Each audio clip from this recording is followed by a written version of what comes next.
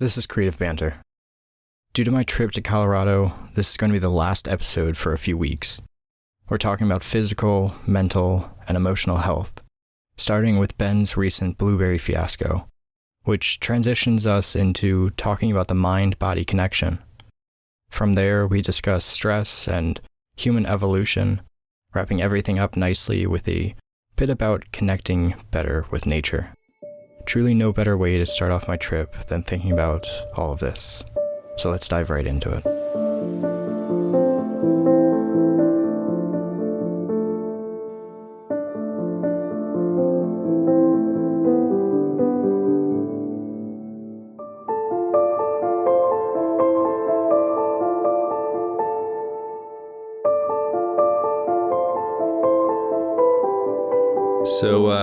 So after last week's recording, when you and I were chatting, and the name of that episode was Brain Dead, which I think is quite appropriate because, I mean, it's been hot here. It's been hot there. It's just, we'd recorded 2 days in a row. And so it's a little bit of a stretch to try to come up with topics. And I think by the end, I was just like, I just was a little bit out of it.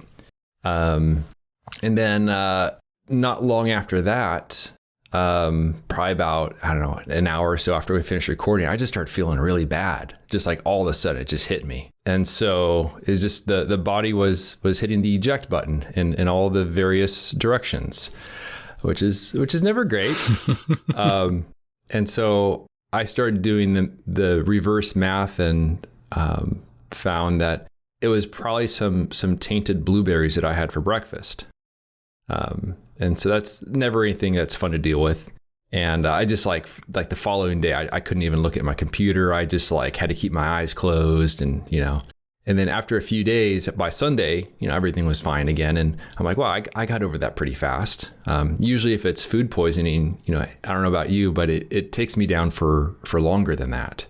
So then Monday rolls around and right around the same time of day, I get hit with it again. I threw away the blueberries. So I'm like, It's not the blueberries, but this time it was worse. It was way worse.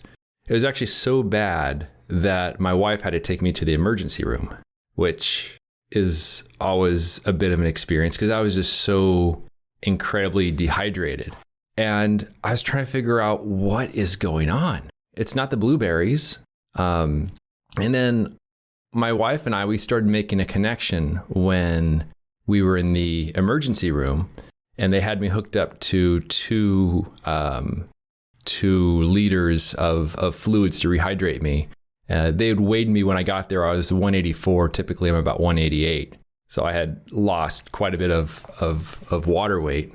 But we were thinking about how there were times in the past when my wife and I went out to a restaurant and we both had salmon and she was fine. The other people we were with were fine, but I got sick because of it. And that actually happened 3 times in a row to the point where I'm like, I just can't do salmon anymore.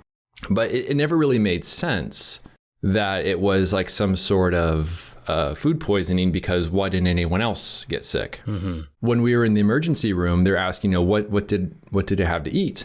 And so it's normal stuff I have for breakfast. I have the buckwheat, we'll put a little olive oil in there. And that's kind of like the breakfast. And then one of the things I've been kind of playing with, which is something based on reading the book that I mentioned in a past episode, Born to Run, is in this one culture in Mexico, one of the things they'll do for energy and nutrition on the trails, they'll take some chia seeds and put it in water and it just kind of makes almost like a bit of an energy gel. And I've been having that for like several months now. But it wasn't anything different and there's no blueberries or anything. But then I started thinking that what does the salmon and then all this other stuff I'm eating have in common? And that it's all very high in the omega-3 fatty acids. Okay. And I looked it up and apparently they are very good at lowering your blood pressure. And even though I had all that food before at various times, it adds up. And by having a breakfast that was strong in it and also a lunch that's strong in it, it crossed whatever threshold my body tolerated, to the point where it became almost like toxic to some degree, and the body's like, we have to get rid of all this. And so it was not fun, but at least I was able to figure out that it was from eating healthy food, but too much of it, and the body just revolted. And I read up afterwards that the omega-3 fatty acids, they have about a 3-day half-life. So that's why after a few days, suddenly I was feeling fine again, because the levels had dropped back down again to about half of what it was. But it was a very humbling experience. Basically pulling myself into the emergency room and feeling like I was dying, but from eating too much of a good thing. So that was my experience, and so I've cut back on things. But just as a little bit of word of warning for those listening, and I think also I'm a little bit more sensitive to it, because even if they just draw my blood, just like one of those small vials, like my body notices that drop in blood pressure, and it just like goes into panic mode, where it's just like, I basically need to pass out at a certain point from just a small blood draw. So I think all the omega-3s triggered that sort of level in my body that just sent me into this like spiral downward. But interesting. But yeah, I'm back to normal now. But that was an adventure, and I would like not to do that again. Yeah, I can't imagine that you would want to repeat that. That does not sound fun at all.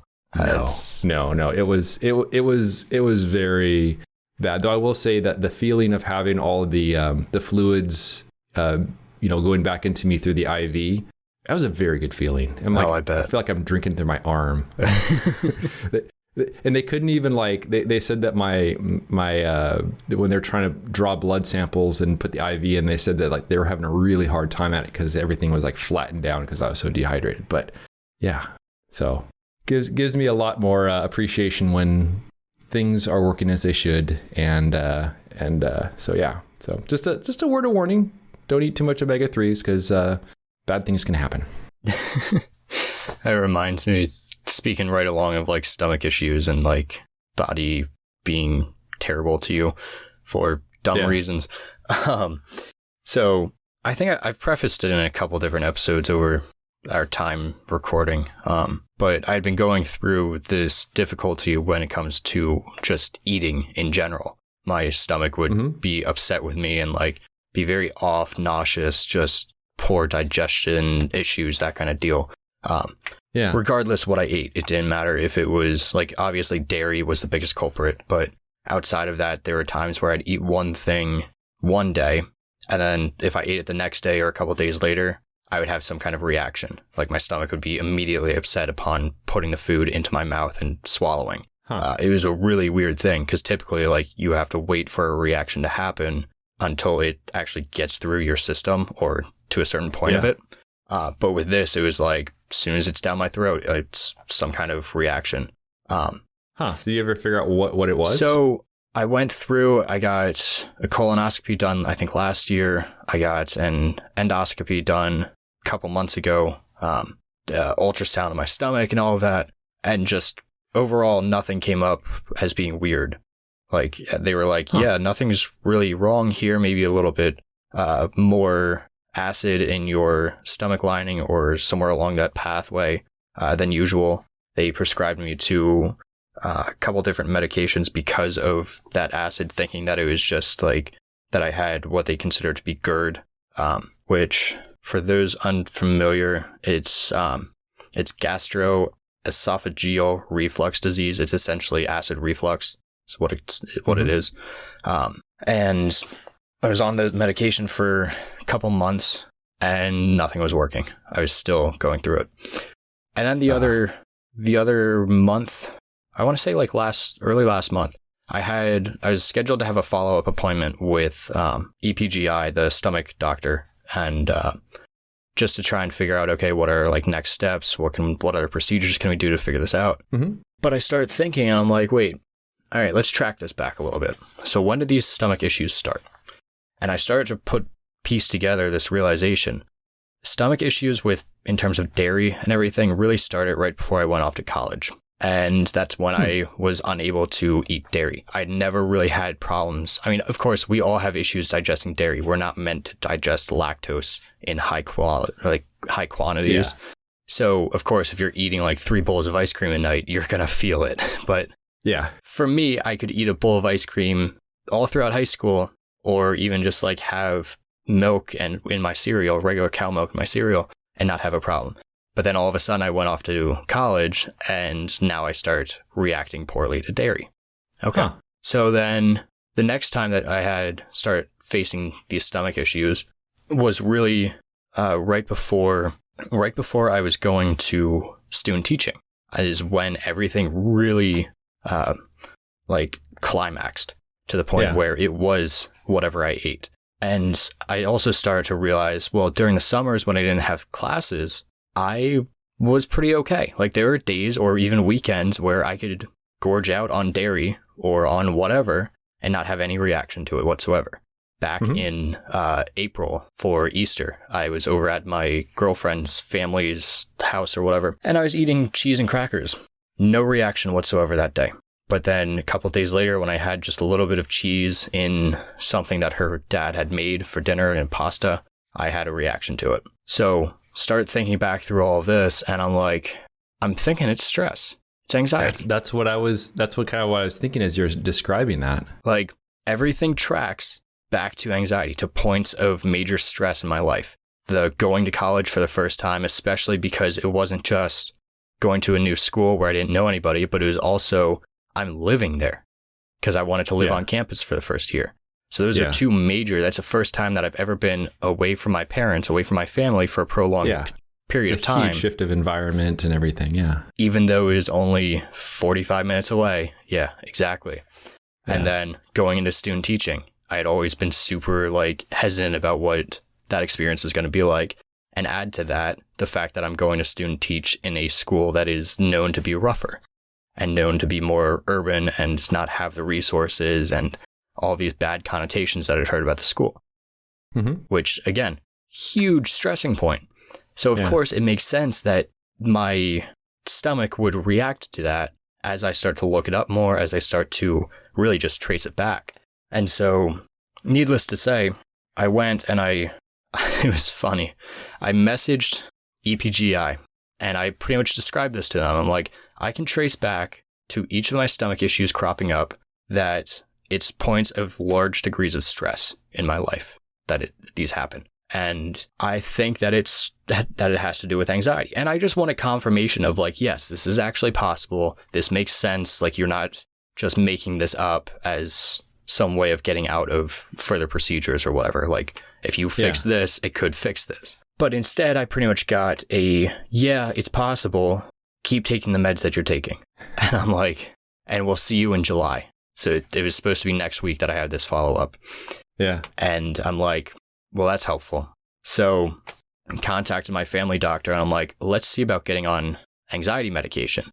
And now I've been on and off medication for depression and anxiety since 2014 when I was first prescribed with anxiety and depression. Took one brand for a while, got off of it cold turkey, which is not at all recommended. Not at all a good thing to do, but that's just how I worked it. And then was off it for a year or two, had a major breakdown. My girlfriend and parents pretty much told me you need to get on medication again. Went on to it. Maybe a year or two later, started to feel better, started to want to put everything in my own hands. I don't like taking medication for this kind of thing. Yeah. And then again, quit it cold turkey and was fine up until these issues really came to a head like they have. And now it's one of those deals of I've been on the medication since I left for Acadia, actually. That was the week leading up to it was the first week that I started taking it. And what was the sort of impact once you were back on it? It's been great so far. Honestly, it has. And I'm not just saying that for those listening who are like me, I don't want to be on medication and I'm not just trying to amp it up, whatever. But I got onto, there have been studies in the past that talk about genetic predispositions when it comes to medications. Pretty much if you have a brother and a sister and your mom is on, say, Cymbalta, this one medication, if you decide to go on a medication for anxiety or depression, as long as they're on the medication for the same things and they are having good results, you have a higher chance of having good results as well if you match up that medication versus going with someone else. It's not always going to be the case, but it has just that higher probability. Yeah. So because luckily, it may have similar brain chemistry and such, so it would make sense. Exactly. So my sister and mom are both on this medication for anxiety as well. And so I went to my doctor and I was like, hey, let's try this out. Let's see what happens. Because of this study and because it works well with them, I just want to see if this helps alleviate these symptoms that I'm facing. And she also pretty much said, like, yeah, this really could be anxiety and stress that is causing these stomach issues for you. I've been on the medication now for roughly a little under a month, 3 weeks, I think. Have a follow-up on, I think, Tuesday. But otherwise, like, it's been pretty good so far. Now, has the revelation that it is likely stress that is triggering this, does the knowledge of that give you a bit more of does having that understanding give you a different perspective on things? Like if you were to start feeling, those, everything coming on, I would almost think that like the knowledge of this is caused by stress, as opposed to this is some dark, scary thing that I don't understand what's happening. It seems like once you understand the mechanisms of things a little bit, that would be, in addition to the medication, would be, one step closer to, getting a handle of things a little bit more. So over the past 3 weeks that I've been on this, the symptoms have pretty much alleviated themselves, to put it that way, which is, I don't know if I can attribute that to lack of stress because of I'm done my degree, I'm done college. And I don't have anything to do this summer in terms of work. I'm still trying to figure all that out. Environment at the moment. Yeah. Exactly. But at the same time, I still have the stress of my girlfriend moving in with me. I still have the stress of that changing relationship and dynamic. Not to mention not knowing what's going to happen come end of August, beginning of September in terms of, am I going to be working at a school or am I going to be working elsewhere? And trying to navigate that whole thing. So there are definitely like stressors, maybe not as large and impactful as the past two have been with student teaching and going off to college. But I can definitely say that the medication has been helping. Like I've been able to have ice cream the past 2 nights, and that's something that usually I would really stray away from because of the impact. And of course, there's still some reaction because it is lactose, but it's not nearly as grand of a reaction as it has been. So, I mean, it's been helping. I don't know how everything is going to look in the future as things change. And I don't know. What I do know is that I'm almost like 100% positive now that it was anxiety, was stress that was causing these issues. So now if something does crop up again where I start feeling that, I can pinpoint it pretty well because like I had said, I went through these 3 other tests and nothing negative came up.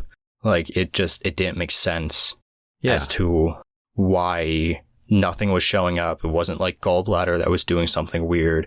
It wasn't like any of my organs that weren't working properly or causing some kind of trouble. It was just, we don't know. So I'm hoping that it continues on the path that it's been taking, that it is just that I am right completely, that it is stress and not that something crops up in a month from now and all of a sudden it's like, oh, great. So it wasn't just what I thought it was. It wasn't so easy to treat. Yeah. It's fascinating how much of a connection there is between the mind and the body and how things can manifest in ways where, when we're kind of in the thick of it, like it's hard to make those connections, but, with some some perspective and some time, you kind of start to make some of those connections and start, figuring out things a little bit. And I would imagine that photography is probably one of the big things for you in terms of reducing stress. Is there any other practices that you've taken up or anything to reduce stress or anything along those lines? Meditation, anything like that? Not yet. One thing that I have been doing the past few nights, and it's been, I don't remember if I started it before. I think I started it before going to Acadia, like that week. And I've continued on, missing a couple of days here and there, but I've been writing every day. Just little snippets in my journal. Just whatever's on my mind, kind of diary fashion. Sometimes more of like, I plan to use this in an article or in a newsletter or something else. But primarily just getting the thoughts from my head onto paper, like out into the world to try and work through things, which has proven quite beneficial. And I definitely, of course, recommend anyone to try that because of how therapeutic it can be to just write something down and disconnect it from the dark parts of your mind. But other than that, I found it's... No, go ahead. I found that when I was keeping the written journal when going on the photo trips, just that moment of pause, that moment of reflection, after writing the entry, I would feel like I had so much more of a plan on how to tackle things. I felt like I was thinking so much more clearly, just that moment of pause, the moment of reflection. And this is just from going on a photo trip and just being a little overwhelmed in terms of, what do I do? What's the best move from now on? It's not like big life choices or anything like that, but something as simple as just keeping that written journal really was beneficial for me. So I can see how it would definitely be for just, everything else as well. Yeah. I mean, even simple things of like just writing about different topics that are on my mind that aren't like stressful or anything. They're not like these grand decisions that I'm trying to make, but like how I felt about the interview that I had last week, or what I feel about the movie that I watched. We just watched the other night, Inside with Willem Dafoe, which was haven't seen that one. It's a very niche movie. We watched that the other night, and it's about a art thief who gets trapped inside a high fancy house, a highfalutin fancy house kind of thing. And he's surrounded by this art, and it's a couple days, maybe a week or something that he's trapped in here. And you're just watching him in this house as he has like this breakdown. And he starts like drawing things, and he's exploring the house, and he's trying to figure out how to get out. And he's like fantasizing about this one worker finally saving him and trying to figure that out. Overall, it's a very niche movie. It's not at all like in the public specter of like Marvel movies, that kind of thing. But still, it gave me things to reflect on and to write down in my journal. Just looking both at the movie and comparing it to my life and my feelings about various things, but also as like as a general commentary. And so I don't think journaling typically is propped up as this thing of it has to be meditative. It has to be about your innermost feelings connected to these different things. But really it can be as simple as, this is what I ate today, and this is why I ate it, or why I like it. Even like just point blank, this is what I watched on TV. This is what I did for my day. And that could be like a meditative process, because it's more of an active form of meditation, I think, than it is anything else. With my wife and I, we've always take pride in the fact that we have a very low stress life, and I think for both of us, both for her and for myself, neither of us are good with stress. Neither of us like stress. So we basically crafted our lifestyle around a very low stress lifestyle. And we found that, definitely as we've gotten older and as we've been able to sort of craft this low stress life, it definitely, it's nice. It's not something that, everyone can do. The moment you have a bunch of kids running around and this and that, yeah, things get a little bit more difficult. But yeah, that's one of the things that we've really enjoyed, and we comment on routinely about how, you know, the only real drama in our life, the only real stress is whatever we choose to watch on TV. If it's some like trash TV or something like that, you know, there's a drama, but it's not in the actual house. It might just be on the TV screen to get the dose of trash. But yeah, stress, I mean, it's a very powerful thing. And it is pretty crazy how much of an impact it can have, just on the body as a whole. And especially have on the body as a whole in ways that you don't realize. Like, yeah, for years when I was going through puberty and growing up, anytime that I was stressed, I could tell that I was more stressed than what I had felt, because I would break out. Yeah, I would have like breakouts of acne and that kind of thing, especially on my face, but on my back as well. So, but then during times where I wasn't as stressed, like during the summer or whatever, then it was like, oh yeah, it cleared up. Skin would clear up. So my body has always reacted very heavily to stress in very weird ways. One of the other things, though, that I've been doing alongside of the journaling is taking morning walks. And I think we talked about this a couple episodes ago.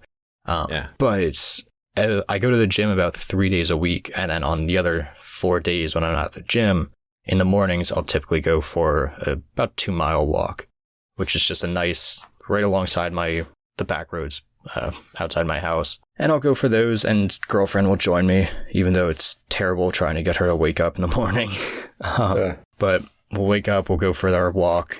And even if it's just us in silence or us talking about something, it's just a very, again, meditative process of like, you're just walking out in nature. You're not like thinking of this as exercise. You don't bring your phones with you. I bring my Ricoh with me, and I take one photograph for each walk, just as a little side project. But yeah, it's just nice to be out in nature. And I think that's the other thing too, and that's why I like landscape and nature photography so much, because it's meditative. It's great. There's so many benefits to being out in nature. Yeah. And I think one of the things, I mean, because obviously stress is something that so many people experience, and it's really a factor mostly of the way that our civilization is built up, because it's flying contrary to how we were designed as animals. You know, we're not designed to live in these colonies of millions of people and then to work away in these jobs where we're disconnected from the natural environment. One of the, it got, as you're talking about kind of getting out in nature and feeling that connection. I mean, I think that's something that many people feel when they go off into nature, and you feel that connection more like this is more so the environment that we're supposed to be a part of. Thinking back to the book I finished reading, Born to Run, it was really fascinating because they were talking about how we developed differently than a lot of the other animals in the way that we breathe, in the way that we perspire. And so a lot of animals, their breathing is linked to their stride. So like a cheetah that's running, it's breathing in basically with breathing in and out with each stride. And that's one of the reasons why they can only run so far, because at some point they can't breathe more. They're kind of limited to that. And also when they need to cool off, they cool off by panting. They don't sweat. Right. And then you have these humans, and the question is, how did humans catch game before they came up with tools?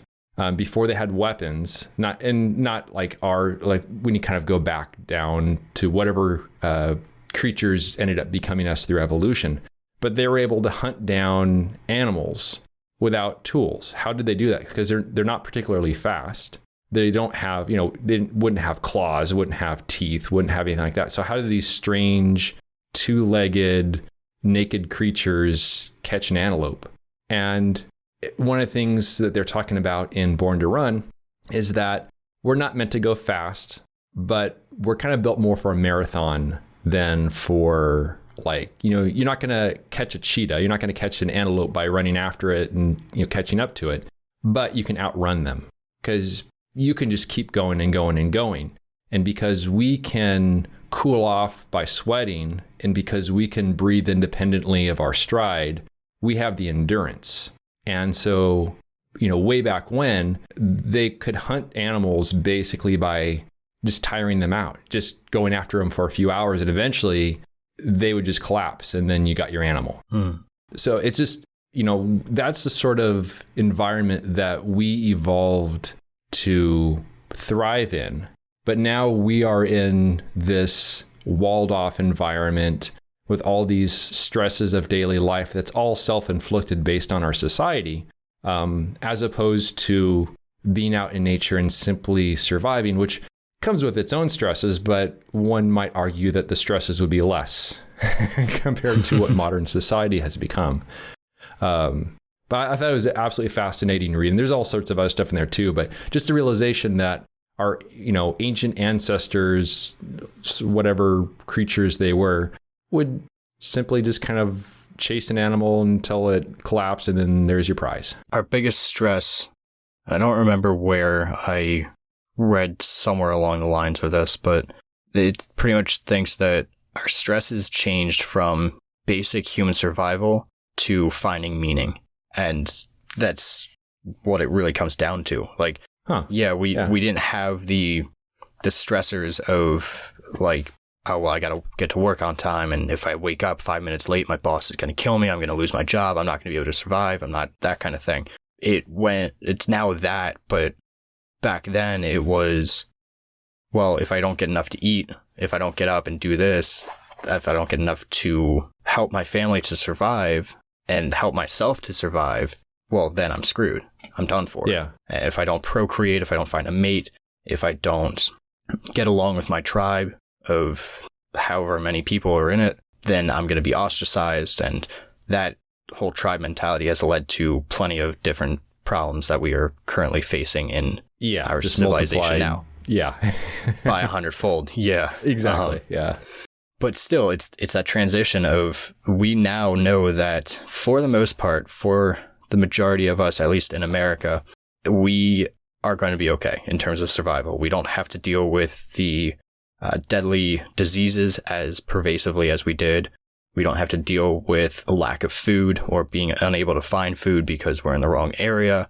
We don't have to worry about, typically, about our neighbors killing us or not being able to get along properly with our tribe. But instead, it's a matter of, are we going to be able to find something that we are personally fulfilled by and find meaning in doing? And that's really where that stress comes from for the most part, once you fulfill the rest of it. So, yeah, that's an interesting take on it. But yeah, and it seems like with the way society is built up, there's no real way to escape that sort of stress, because it seems like no matter how successful you are, no matter how, great of a situation you have, there's always going to be some stressor that's out there that I would think is perhaps, more than what one would have faced in the natural world.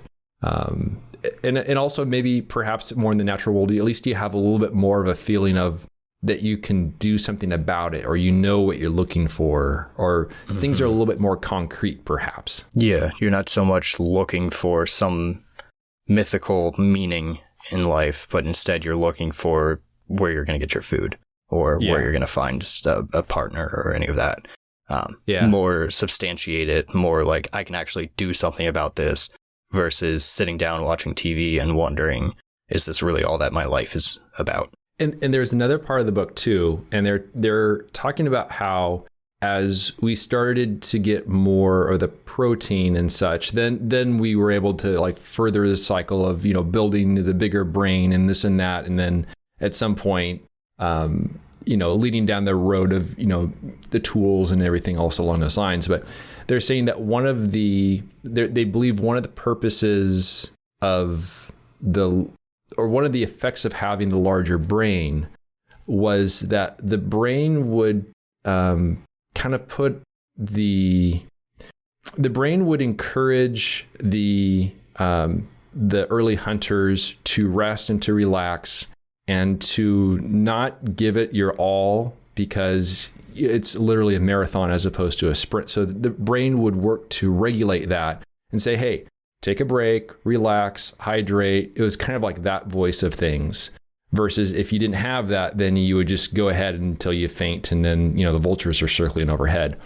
But in some ways, the brain, its original role, it's still doing nowadays. And that's the part of your brain that says, you don't have to go to the gym today. You can relax, you can always go tomorrow. Just chill. You're good. So it could be that that's kind of the reasoning at times, where we still have this battle between the brain and the body, where the brain's saying, yeah, you don't have to do that. Yeah, you're fine. You catch that antelope tomorrow. It'll be around. But yeah, we're strange creatures. We really are. Yeah. Yeah. Realize that more and more each day, I think. Which what's even more fascinating too, and goes right along this line, is, did you see with James Webb the first year celebratory image?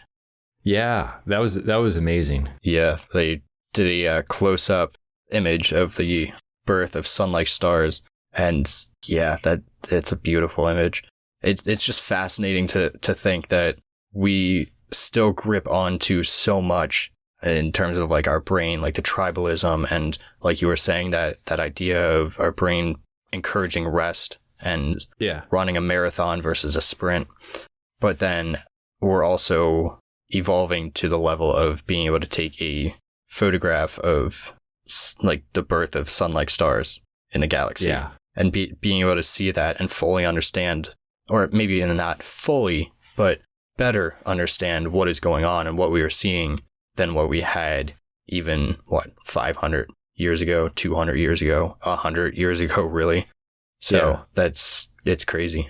And I think one of the things when it comes to all this is that it reinforces the fact that we really need to have a better connection with the environment around us, because we're so isolated from it. And, whether it's, seeing the pictures like you're just describing, where it just gives us this greater perspective of things, or simply, using one's senses out in nature just to get to feel more connected to it.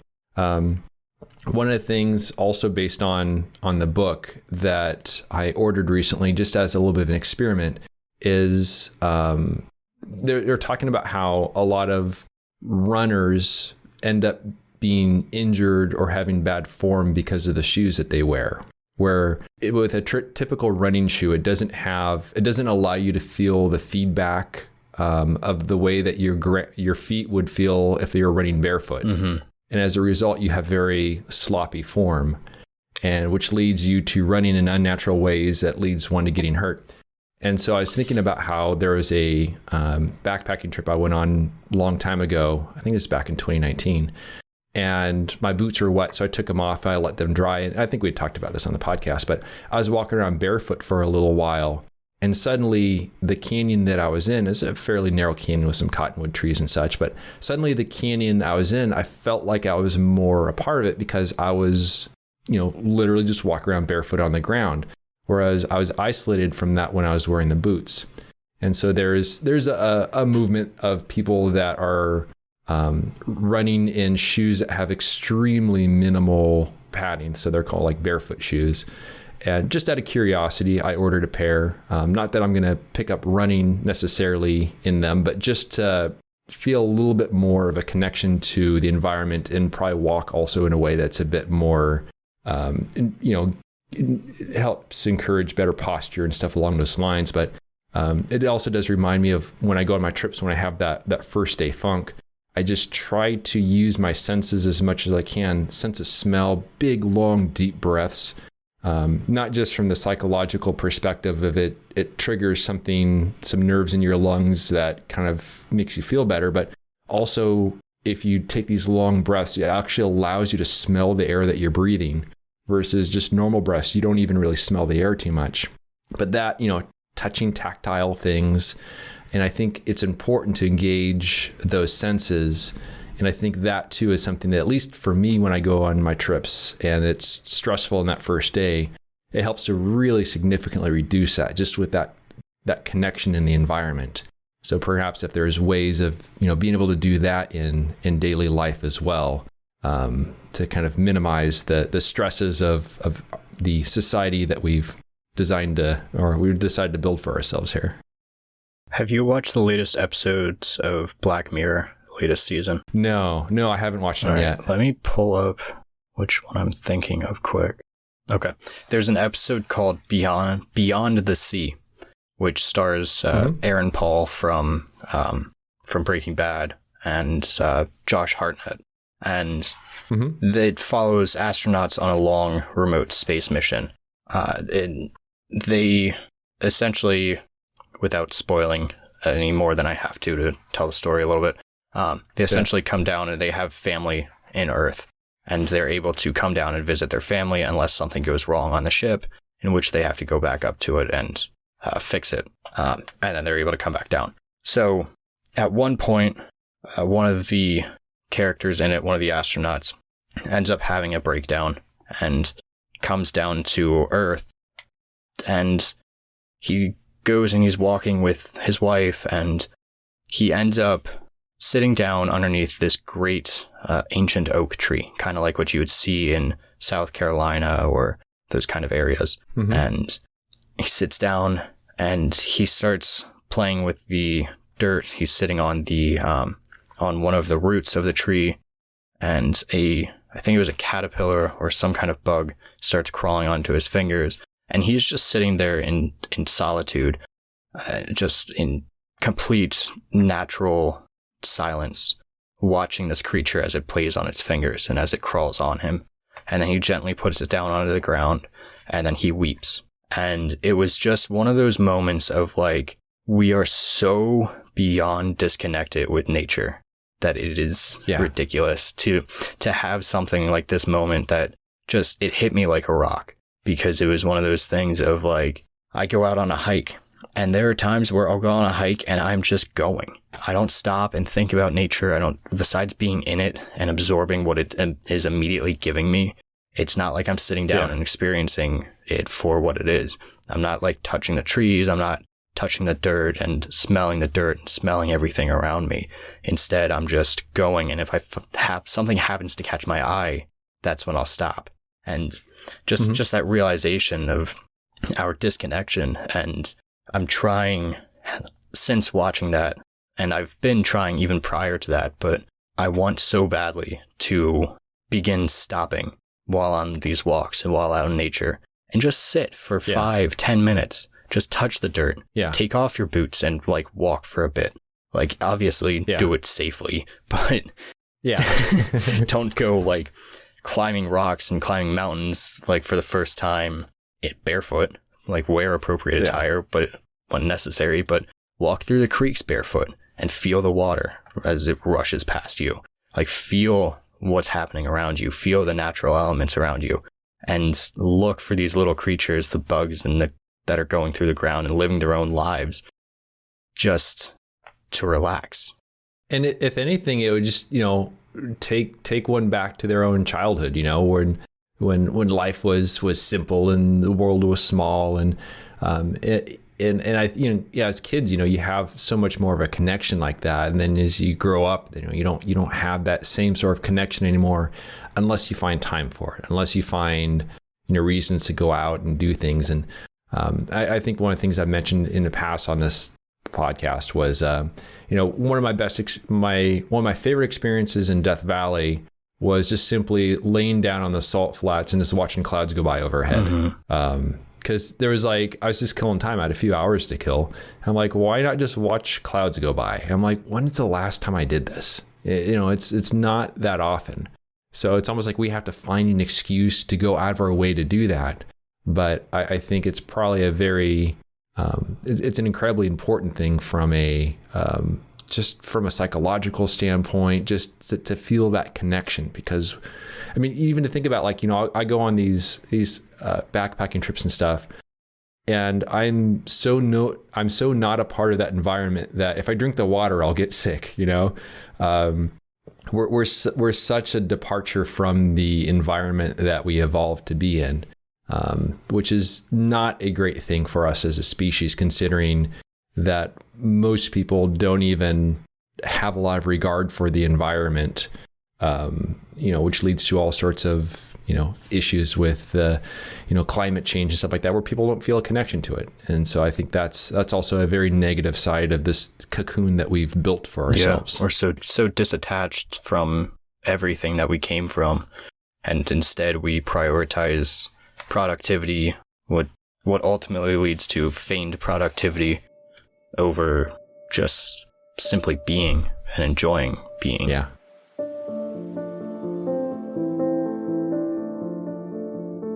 I hope you enjoyed our creative banter. You can learn more about Cody's work by visiting his website, codyschultz.com. And you can find my work at benhorn.com. For further discussion, join us at patreon.com/creativebanter. It's a place where we can interact with you, the listener. And although we greatly appreciate those who contribute by joining a tier, discussions are open to everyone, whether you're a paying member or not. Thanks so much for listening, and we'll see you around next time.